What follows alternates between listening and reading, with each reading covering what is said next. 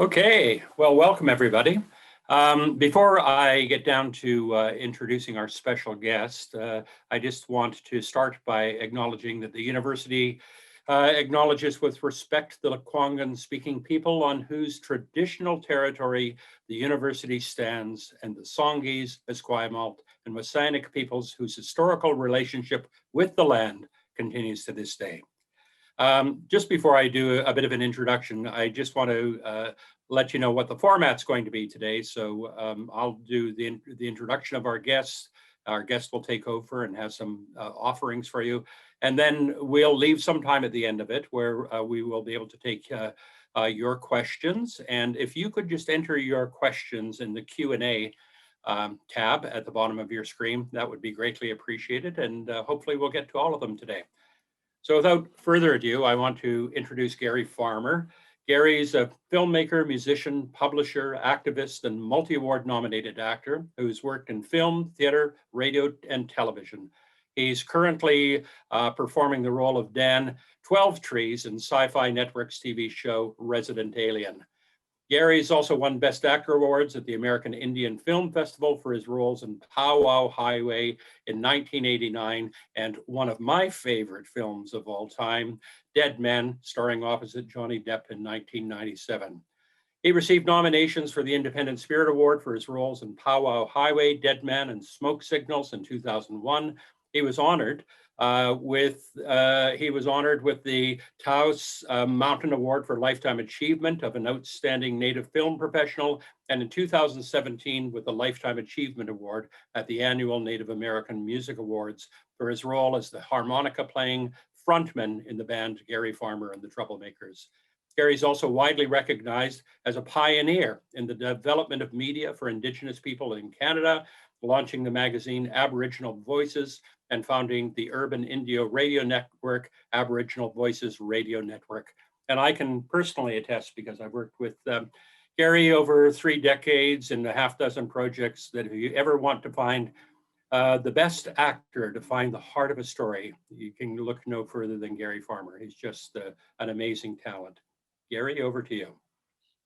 Scano swaguego negaso hayan twas. When he's real watne, how ago squire diso. Just burning some California sage here, everyone. Welcome, welcome those that made it along. I was speaking my Haudenosaunee language, Cayuga language. I'm from, and I said, hello, everybody. My name is Farmer. Hayan twas means he who grows. And I brought some seed along. I'm going to be growing some white corn this year. You know, down here, I'm down here in Santa Fe, New Mexico. You can see my corn seed there. I got a lot of heritage seed, both from some of my community, and I belong to a seed co-op here that preserves mostly native, seed from around the Southwest, which very dry climate. I've lived down here for a number of years, and I made a film here that won Powwow Highway back in 1987. I kind of been here ever since. I am happy to see you all today. Congratulations on your success with the program here at the University of Victoria.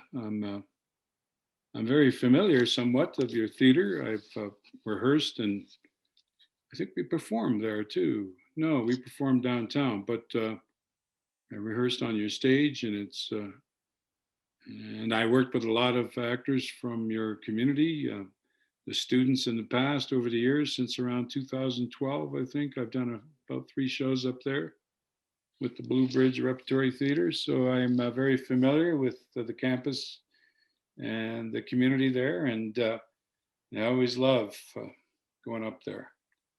I wanted to start today by kind of talking about my life as a baby clown, and I got a couple passages first I want to read to you. This one is to start anyway. Hang in with me. Sacred Fools and Clowns, the Book of Knowledge is from. Innocent and wise, painted in their stripes, their lightning streaks, fantastic masks, or naked from head to toe. The clowns catch our attention whenever and wherever they appear. They are called Heyoka, Chafoni, Koshari, Banana Ripener, Quirana, Blue Jay, and many other names. Of course, Nanabush. There are characters that follow behind the neat rows of dancers, dancing out of step, singing one beat behind. These are the confusing individuals, men dressed as women, old men acting young, young acting old. They are lovers, teasing the young women and the tourist ladies taking pictures. The unmarried women or the other men, so obscene are their actions at times that the crowd watching them gasps in horror. Minutes later, people from the crowd are giving them food, melons, squash, corn, tortillas, fried bread, and chilies. They are brave hunters shooting the deer dancers with miniature crooked bows and sticks for arrows, or counting coup on a pot of boiling dog meat. They plunge their arms into the water to grab the meat without getting burnt. They are the serious clowns of the medicine society. Maintaining the continuity of fertility, rain, crops, health, and the various orders of creation. They are the guardians of the rituals, ready with whips, their yucca plant lashes, ready to catch a child to throw him in the river. Whenever the clowns enter the stage of drama in a ritual, and wherever they are found in the oral histories, stories, or songs, the clowns have something in common with each other. A sacred clown from one tribe would recognize a sacred clown from another tribe. And without a word passing between them, they would know who the other one was, what he represented, and what he was placed on earth to do. Clowns and foolish characters are part of the oral tradition of most Native American people, including my own. When clowns appear in the creation history, they often play very important roles during the emergence of the people into the present world. Foolish figures like Coyote created death. In other instances, these figures bring light and fire to humans and give creatures their behavior, characteristics, and tools for survival. These early histories of oral traditions introduced the concept and the techniques of clowning. Sacred clowns often have a special relationship to the sun, almost like suns, particularly in the Southwest. Often there is more than one clown society in the Rio Grande area for which I live. For instance, pueblos divide the clowns into summer and winter clowns. Sometimes clowns are associated with the world of souls or the land of the dead and are guides to individuals whose dreams or visions take them there, as among the Chiricahua Apache, or to the souls of the dead on their way to their final resting place.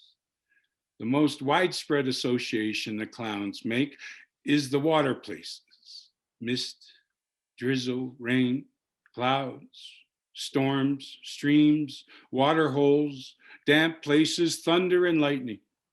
The clowns are mediators for rain. They bring rain and thus bring fertility to crops, growth, and life to the people. In San Juan Pueblo, the clowns usher in the cloud beings during the cloud dance.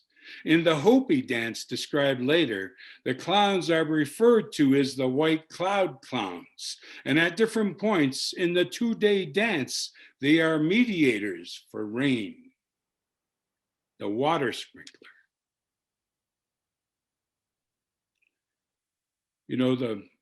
I had my own, I think that's what launched my career as an actor, was my study with clown. I managed to have the opportunity to work with the most famous Canadian clown, I guess you could say. The Canadian clowning technique is a mask-based style of performance created by Richard Pachenko, also known as Pachenko method or the clown through masks. 7 masks are used, each representing one of the 6 physical directions: north, south, east, west, above, above, below, below. And the 7th is, the mask is your clown nose. And Pachenko taught clowning as a sort of reverse therapy, in which instead of ridding oneself of the anxieties of life, the clown performer leans into their own insecurities and foibles in order to package them as comedy. Get applauded for your idiosyncrasies. Clowns should be fun, no matter what the topic is, but the comedy has to come from the tragedy. You can't just go out and be funny all the time. It has no meaning. It still has to be real. Because if it's not real, the audience has nothing to relate to. Most clowning techniques, the Eastern and the European, focus on basic structure and formalism as the basis from which to start story creation. The Pachenko clown begins by focusing on one's personal, naturally occurring emotions and impulses, and then structuring that creative license into a story and performance. One of the most significant distinctions between Pachenko's Canadian clown technique and other clowning traditions is that Pachenko drew on First Nations performance traditions. And that was probably one of my most exciting periods in my training, because I never was able to get into a formal institution like all of you are now. I certainly tried, especially the London Academy of Music and Dramatic Art, and I sent them my $50, I used to say, and I never heard from them. But so I had to find my way to the acting world, and it was quite by mistake. There was a man earlier in my career, his name was James Buller. Yeah, he was a Cree, an opera singer. Yeah, and he was in Toronto, and by the time I met him, he always wore this sports jacket and a tie and was very formally fit. And he ran this and started this organization called the Association for Native Development in the Performing and Visual Arts. Big name. It still exists. It's the acronym AMPFA. And most of the Native members in the artistic community in Canada certainly know of this organization. But myself, I was born on the Six Nations along the Grand River, which is near just about 18 miles west of Hamilton, Ontario. And I'm a member of, I'm like 4 of 6 nations. The 6 nations are the Cayuga, the Tuscarora, the Mohawk, the Oneida, the Onondaga, and the Seneca. Now, there originally was 5. They say they formed around the 11th century. And they came together as, 5 different nations under a peace to create peace, and that was a kind of a widely misunderstood concept, that peace was widespread at contact. When the settlers came here, we had a peace among the nations, and there was a lot of tribal confederacies. That's what we call ours, the Six Nations League of Confederacy. There's also the Blackfoot Confederacy. There's was a lot of peaceful tribes when the settlers arrived. And one of my funnest stories to tell, it's back, if you look at Canadian history, they have us the Haudenosaunee, or the Iroquois, which Michael Hollingsworth says it's a French word for snake. And I'll tell you more about my experiences with Video Cabaret and the recent loss of Deanna Taylor, who was a powerful woman in my career as well, and having worked with that company. But the history story that's always told is that the Haudenosaunee went and wiped out the Huron. They never say why that was, because we had this peace, and if the peace was kind of unbalanced, then that's what happened when they began the fur trade. Was the first thing they came to take, the newcomers. They wanted the beaver mostly for fashion, and when they took the beaver, they traded rum, and that really affected the tribes along those early areas of the St. Lawrence and among where the Huron were. Now, the Huron were a number of nations that had come together in a similar peace, and portions of those people came to us, the Haudenosaunee, down along the Great Lakes and along the St. Lawrence farther down, and of course into New York State, over into the Ohio Valley, so the Haudenosaunee had wide territory at the time, and they came to us and said, there's a sickness among us. And so we told them, you got to clear out. Anyone that's not affected by the disease has got to clear out. And we went in there and we tried to erase that contact with the first contact with alcohol on the continent. And that's why, I kind of discovered these stories as I kind of recovered, my own history and ceremonial and connection and spiritual connection to the work. And I don't know, it was early on in my career where I realized that, this is a powerful tool we have as humans, to kind of be able to, especially with Richard's training, that creation of the innocence and the experience. I mean, it was classic for me playing this character, Filbert Bono, in a film you ought to see called Power Highway. And we made it in 1987. And, the things I learned in that film really altered my perception of myself as a Native American, working as a performing artist. And I don't really want to drag you guys too far down the spoken word connection here, but I really got to read you this one because it says so much about where I'd like to see you folks considering, It was coming on Halloween, and this is from Daughters of Copper Woman by Anne Cameron. It was coming on Halloween, and the whole village was getting itself involved. The people had stacked driftwood in a hollow square on the bench until it was too tall for a man standing on another man's shoulders to add anything more.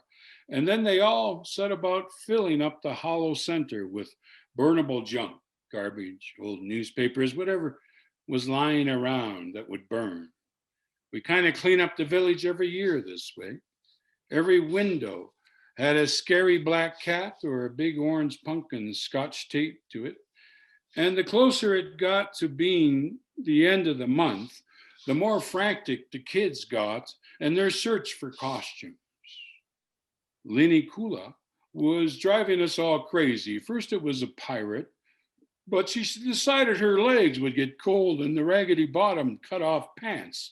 Then it was a princess, but she changed her mind about that too.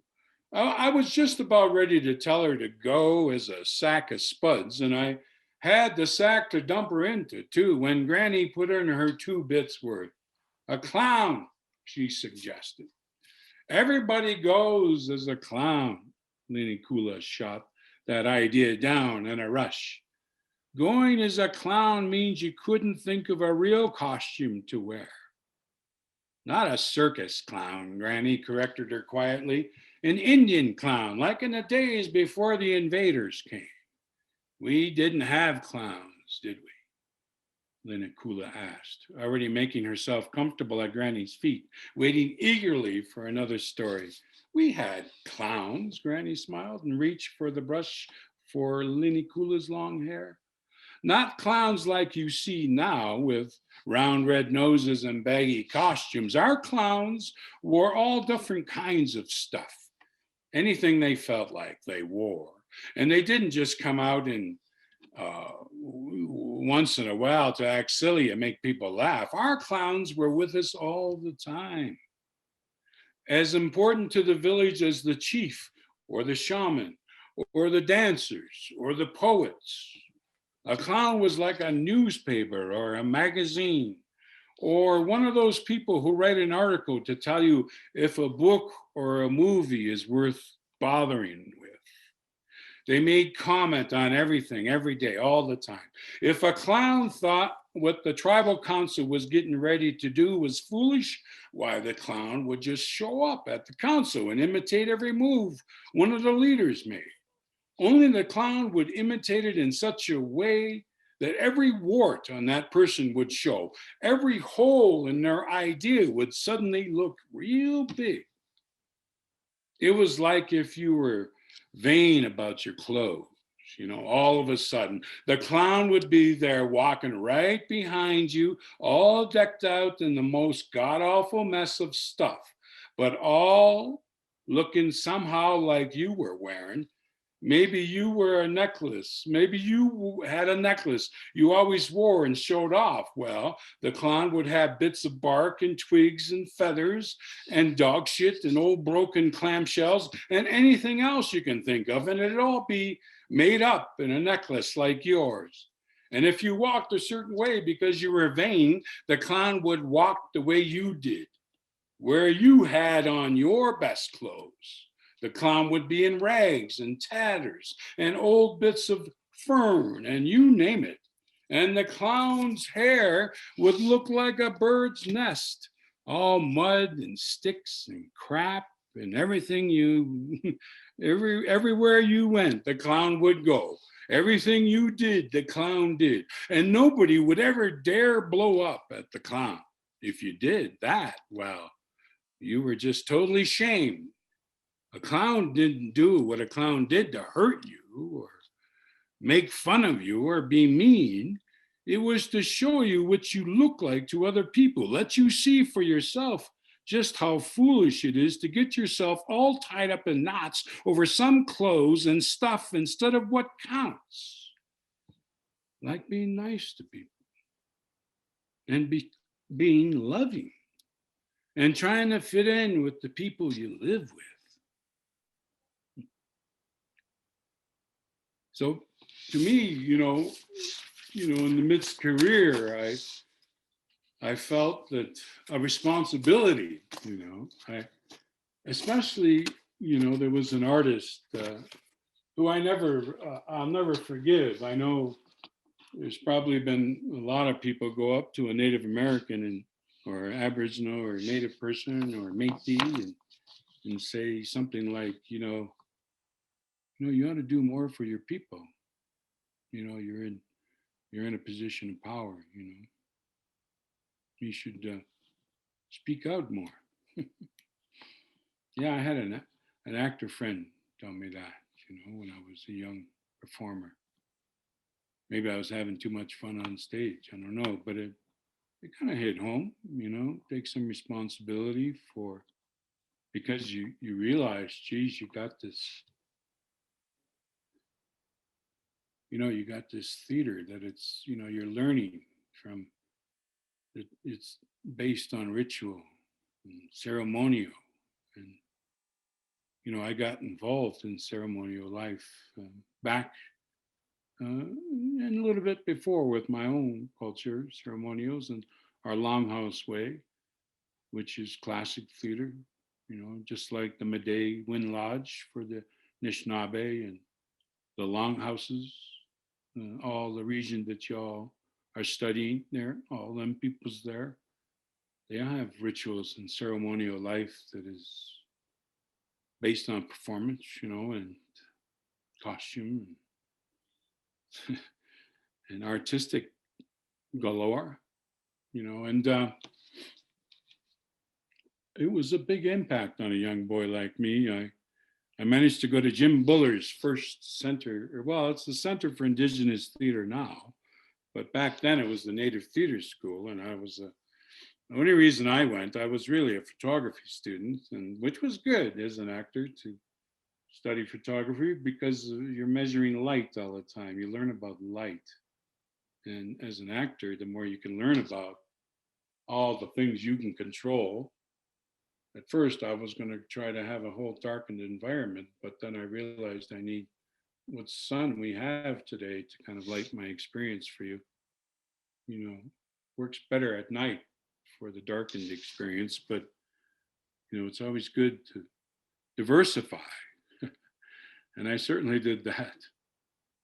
But one of my first jobs was working for the MTV, the original MTV, which was multilingual television before music TV at the time. I'm sure it's even moved on to something else now. But that's where I began developing my journalistic skills.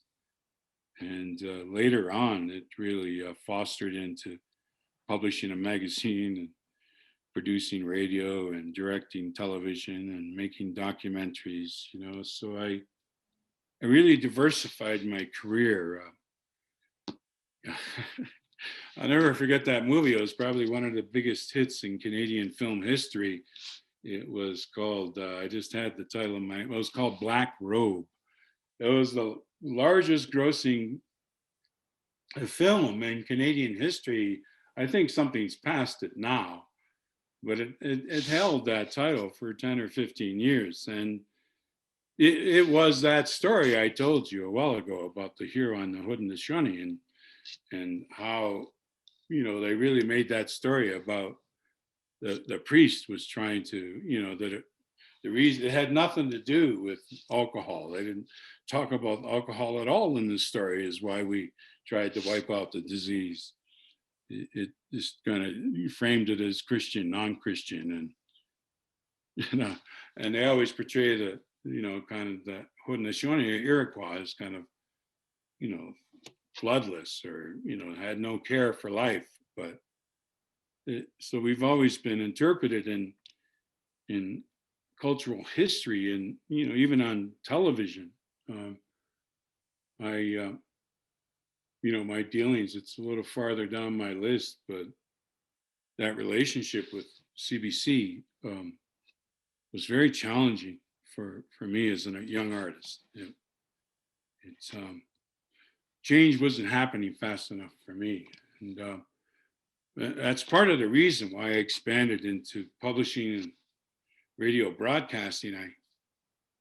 I had this notion, after you kind of spend time in the industry as an actor and you're working, around North America in my young career, I began to see, the powers that exist in terms of producing and making content and basically controlling the story, right? The history, current affairs, current history, how things are from a particular point of view and why things are the way they are. It became very obvious to me young in my career, well, when I think young in my career, it was before I go down this little darker alley in terms of environmentalism and exploitation. The beginning of my career as a Canadian actor, which started in 1975, so I'm celebrating 46 years this year, was an astounding trip, especially my relationship with this company called NDWT. And I don't see them in the early Canadian theater history. So we come in somewhere around and it's never listed, which to me is a bit of a tragedy, because we come in around with this author named James Rainey. He was a Canadian author, and he was the best guy. He was a magnificent man. He realized, he was one of the first, I think, that realized okay, we're breaking into the theater here. I mean, theater really didn't kick in contemporarily till '67. There's a lot of history leading up to it. Even the fact that the Catholic clergy barred the theater in 1694. So, and it's a whole different concept, in terms of the early Canadian theater history than the concept I started with in terms of the sacred clowns and the purpose as an artist that you have to your community to tell the stories that need to be told, right? Like, yeah, we can do the classics and play summer stock for the rest of our life, but it's really about the stories that haven't been told yet. And there's so much stories that need to be told to ensure that the coming generations have a proper knowledge of what came before them and their history of existence and how to survive in the world forever. I mean, when you look at it, what's the important things in life? Is food. You need food to nourish you. You need some clothes to keep you warm in the inclement weather. You need, a lodge. You need something to keep you warm and safe. But that's all there is. There's not much more to life. And any gift you get is in the form of a child. I mean, in my language, which I took time to study, when you peel back that husk off a new cob of corn, that's the same word as a baby.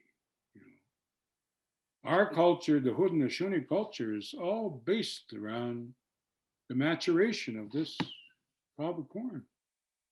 That's the whole focus. The whole ceremonial calendar is based around this food, which when we put it with hardwood ash and boil it up, it releases all these amino acids and makes it 100 times more nutritious. And so the struggle for us as Indigenous people worldwide is to maintain these sacred foods that we need to survive in time forever. And so more and more as time goes on for you as performers, you gain a greater understanding of your place in the bigger world. When a century ago, young people knew their place in this world at 11. They knew what their purpose was and what they had to do. And I was very fortunate that mine came magically to me. I'll never forget. There was all these little Anishinaabe children. They must have been 13, 14 years old. Jim Pick thought he would start young. They're almost too young. They were pretty immature and still putting frogs in each other's bed. We're up at this camp way up in Kimbercote, Ontario, in an old farmhouse, beautiful stage in an old barn. And we had this teacher. He was a wonderful teacher. His name was David Kelderisi, a fine Canadian actor, British trained, with the best of them over there at Lambda, I'm pretty sure. The school I couldn't get into. But I'm awfully grateful to the Carrigon Theater and the Maggie Bassett studio because that's where I met Richard Pachenko. That's where I met R.H. Thompson, who I still, when I'm teaching theater, I use some of R.H.'s concepts. I mean, it's not rocket science, believe me, but it works. R.H. Thompson is a wonderful Canadian actor. Miss Dixie Cito, I'm so grateful to her as well for, these. She's got the best scene study class there ever was as far as my young career goes. And then, an elder, Patricia Hamilton, took us through those 10 steps with Uta Hagen's book. That was pleasurable. And of course, I learned kind of and studied with Paul Thompson, improvisation, and later, of course, with the Passmarais Theater, who many call him the grandfather of Canadian theater, and all the top movement and voice teachers, as well at the University of Toronto, the School of Music, all this done ancillary to having to go to university for a number of years, or the National Theatre School, nothing like that. But all my peers, many of them came through that school, and I can attest to the actors I worked with from your school that you're at a very reputable theatre school. I mean, Brian Richmond's, he's been one of the stalwarts of my career as an actor, always bringing me back to the theater, because,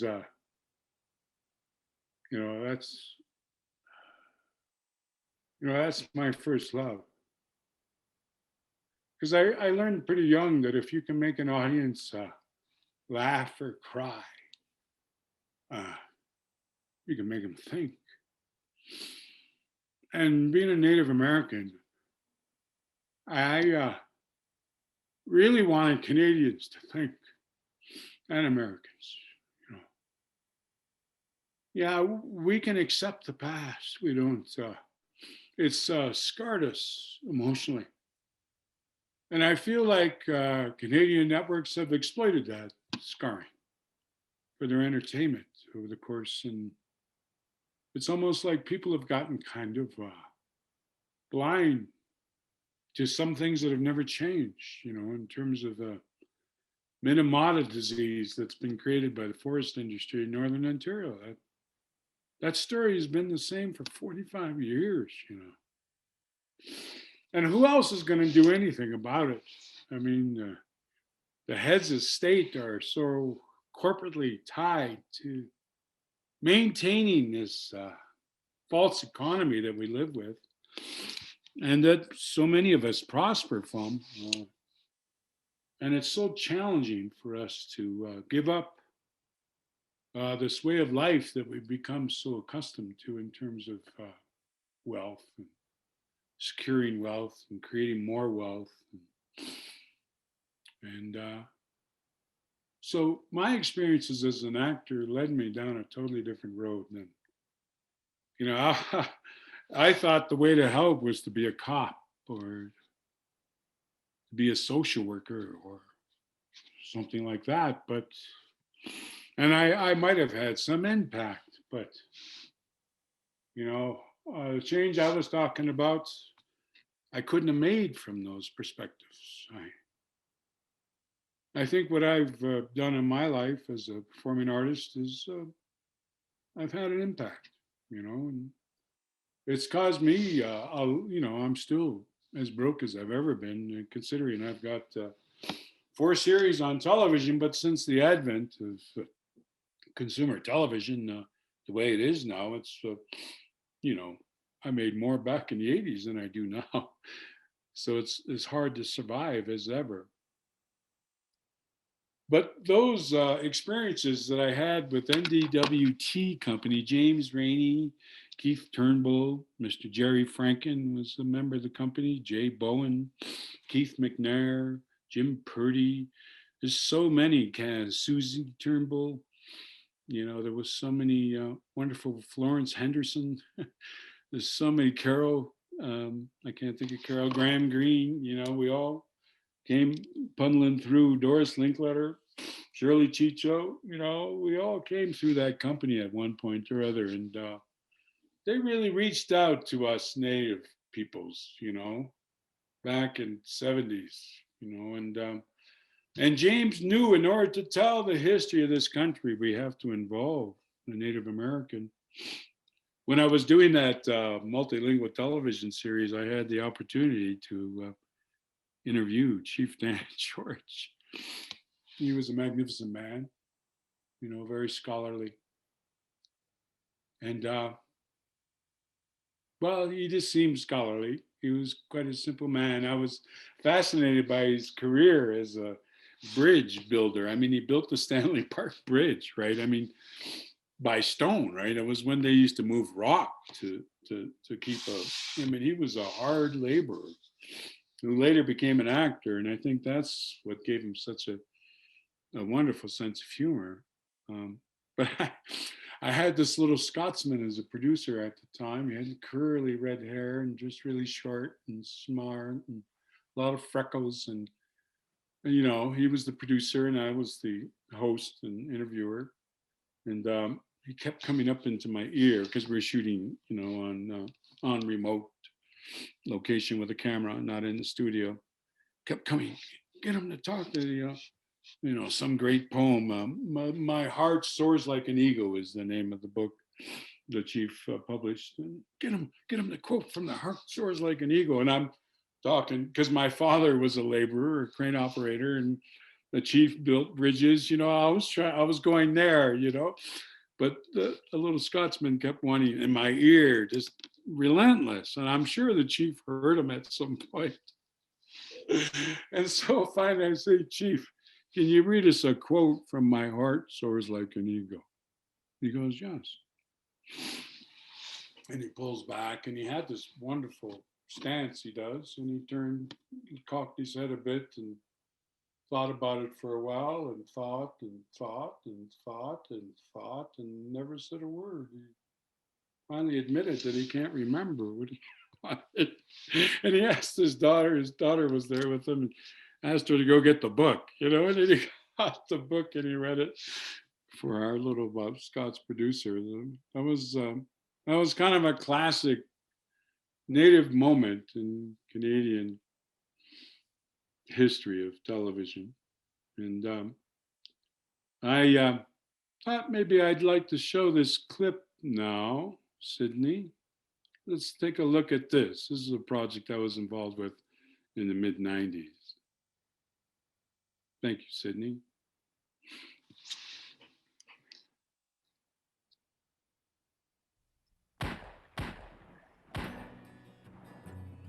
Last night, my youngest son, Charlie, was gunned down in cold blood. The gutless murderer, one Mr. Bill Blake, also stole a very spirited and valuable horse. I want him brought here to me. Alive or dead don't matter, though I reckon dead would be easier. Johnny Depp, Gabriel Byrne, Robert Mitchum in Dead Man. The hunt is on. He came west to find a new future. How do you do, sir? I'm Bill Blake, your new accountant. What he found instead Charlie. was trouble. Don't! Now there's a reward on his head. You were a poet and a painter, and now you are a killer. And a band of bounty hunters on his trail. I don't give a shoot who saw what, and who did what, or who did who. Good God, I'm hit! That weapon will replace your tongue, and your poetry will now be written with blood. Sir, would it be presumptuous of me to ask you for your autograph? It's not a bad illustration of you, William Blake. Johnny Depp gives a riveting performance, says the LA Times. You William Blake? Yes, I am. Do you know my poetry?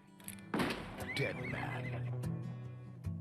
Original soundtrack by Neil Young. You know, I've had it up to here with this Indian malarkey. I haven't understood a single word you've said since I met you. Not one single word. Are you sure you have no tobacco?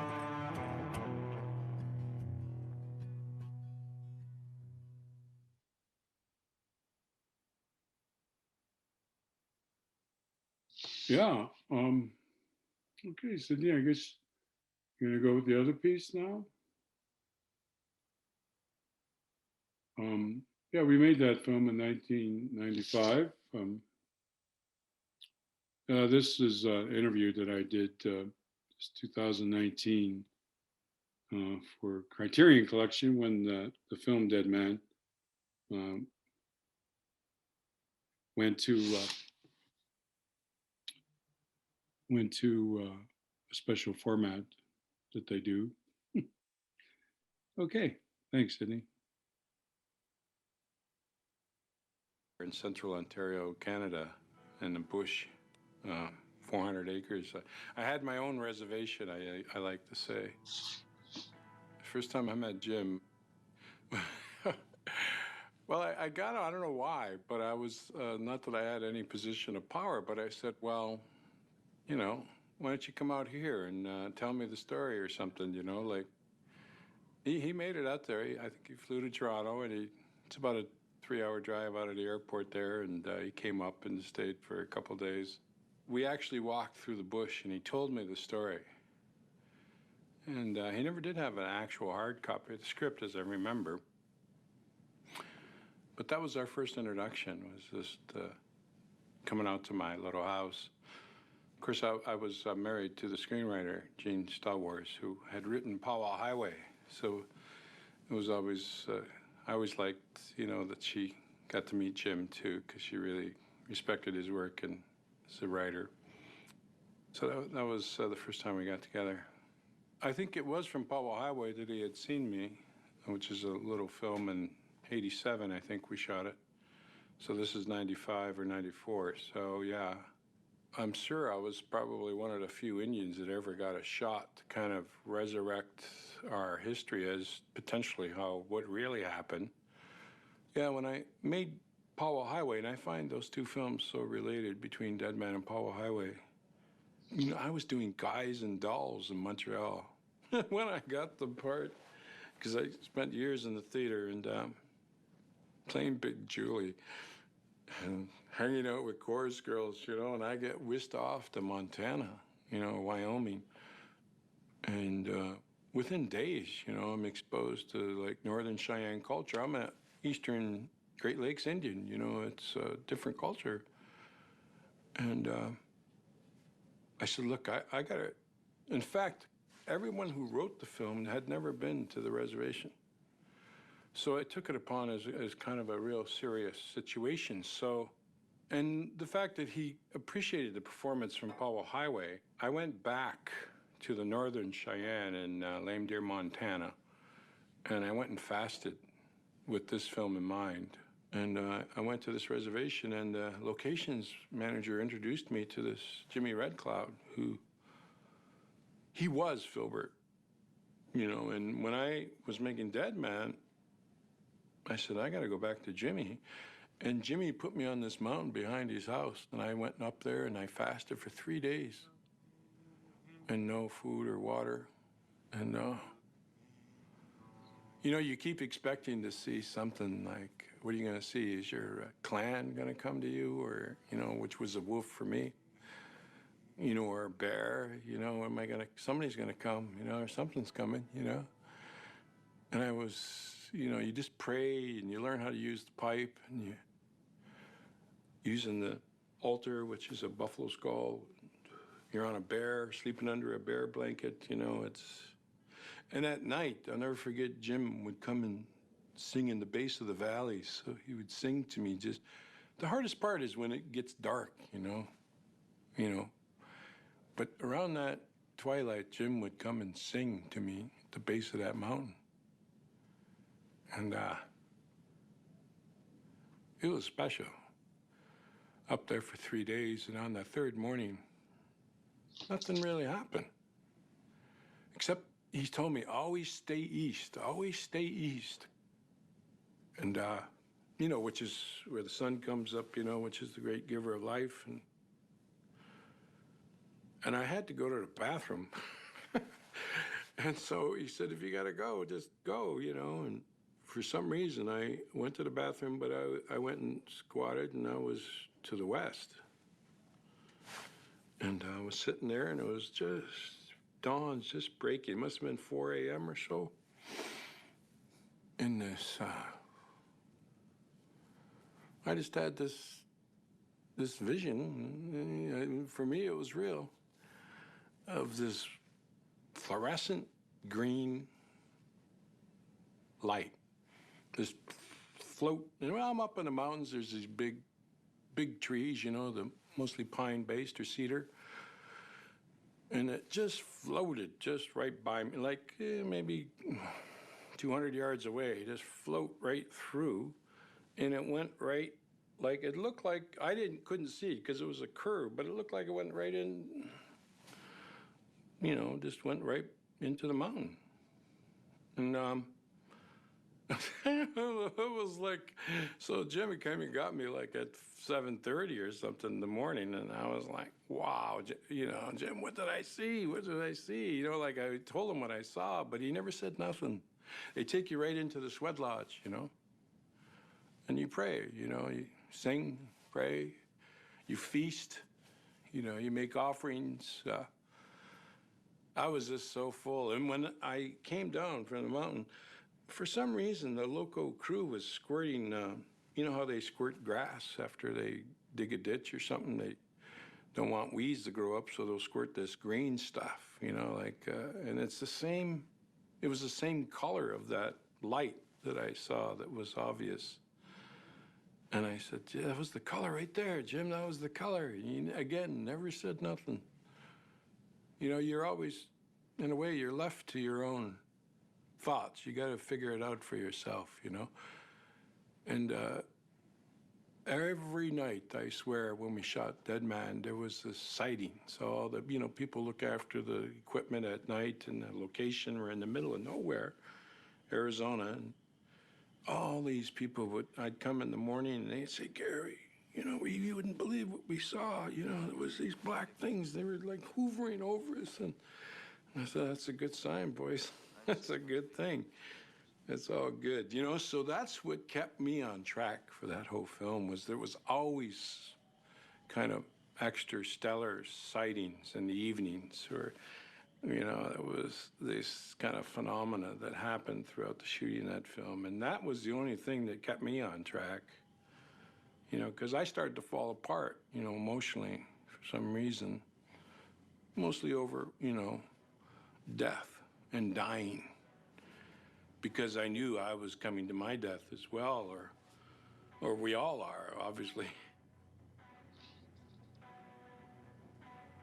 And what came to me was pretty profound, and I was reminded of that the whole time we shot the film. So that's what really was my direction.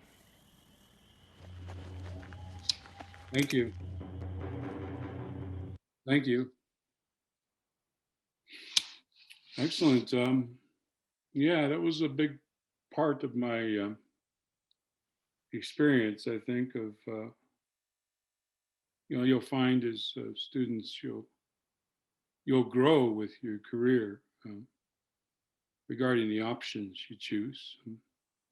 I did quickly, before I give it out to, I know we're supposed to give it out to some answers or question Q's and A's. I don't see a lot of questions. So I wanted to get on to just something that you might be able to use in your, you know, because like I said earlier, the creation of new work is extremely important. And my experience with James Rainey is we used to take, we'd go into a community and we'd ask them, they're, you know, someplace like Kitchener, Waterloo, or some small town in Southern Ontario, and we'd ask them about the stories in terms of their own history, their personal histories, or of course, this is how the Donnellys was developed. And then they tell stories about something that happened 150 years ago. And then, you know, we'd say, hey, that's good, you know. And so we'd start developing that story with the community. And of course, we'd then leave it and we'd come back from time to time to continue to help them develop that story. But that was an excellent means in terms of developing new work, you know, and taking, you know, specific regions that you're actually performing in and giving them back their own story to learn more about where they live and who they are, and this particular story, which was impacted everybody at the time. The other thing that was, you know, when we were at Brian, was wonderful to have produced the Dry Lips out of Kapuskasing at the Theatre Passe-Muraille, which is a theater I worked and loved because of, you know, Lane Coleman, of course, and also Clark Rogers, the late Clark Rogers, who was impacted as well. I worked with him as a director, and you know, I thought, why did you stay as an actor? Because I was a big, portly guy, you know, and I, you know, it's not, you know, I'm not a very, wasn't at the time I didn't find that attractive. I mean, it certainly was a character that I lived by most of my career. In fact, I think I grew into it even more and began to not care even more about all that until I got somewhat conscious about my health and started to bring it back again. But I was quite swaggering for much of my early career. But when we were developing Dry Lips Ought to Move to Kapuskasing, which I know some of the students are working on creatively for art direction and lighting and such, when we first got that play, it was certain characters were embellished, and a lot of them, like my character, who wasn't as embellished as like Pierre Saint Pierre, who was the bootlegger, or Spooky Lacroix, who was the preacher. Those characters were pretty well fully developed and as hilarious as we can accept them in the first act. It was quite special. And but our first director was a cat named Larry Lewis. And I remember going to a workshop. We used to do a lot of theater development workshops in the day. You'd only make $50 a day, but you'd still, you could work a couple of weeks and make $300-400. Back in the day, that was all we needed, But he used to ask 2 questions to the people who are participating, the actors that are participating in the development of a brand new piece. He'd say, what's the funniest thing or most embarrassing moment in your life? And you had to write it out. And then he'd say, if there was one thing in the world you would change, what would it be? And you'd write that out. And 9 times out of 10 out of 15 people, there's going to be 3 or 4 people that care about, world hunger or this or that. And so we'd take one of each and we'd mix them up in a bag, and nobody got their own generally. And you took one kind of thematic thing in terms of what you'd like to change, and one kind of character trait of the most embarrassing moment in your life, right? And you'd have these 2, and then we'd start to improvise. So you got your objectives, of course, with the theme, but you also just had this experience possibly, or it's, from the past, or, or you saw or witnessed. And so you had to, each fight for your goal and your objectives. And, man, I tell you, there's some wonderful material comes from that simple thing. And then everyone, I used to love to do, because I've used this methodology in teaching quite a bit. So then I'd get all the people to write that scene, and some people, I said, don't worry about what you saw, but if it spurs on something, just write it out. So unfortunately, you got 15 scenes of that one experience, and you've got 8 or 10 experiences of cast.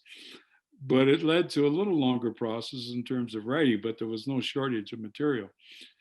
But, Gary, I'm just going to do a little, because we're going to be cut off here soon. And that was an absolutely amazing. I just want to remind the students that Gary's going to have office hours starting at 2:00. So we didn't get any Q&As now, but students can have a chance to talk to Gary at 2:00. And sorry to interrupt there, Gary. Now we can just go right through to cutoff time now. Okay, thank you, everybody. It was a pleasure. Yeah, Gary, that was fabulous. Thank you very, very much. Gary's going to be visiting a few of the classes this week, so do store your questions and add them up. He's got so many wonderful insights into the creation of theater. Okie dokie. Actually, we do have one Q&A. We might be able to get this just from Alana saying, our Dean of Fine Arts saying, thank you, Gary. Thank you very much. Thank you. It's a pleasure.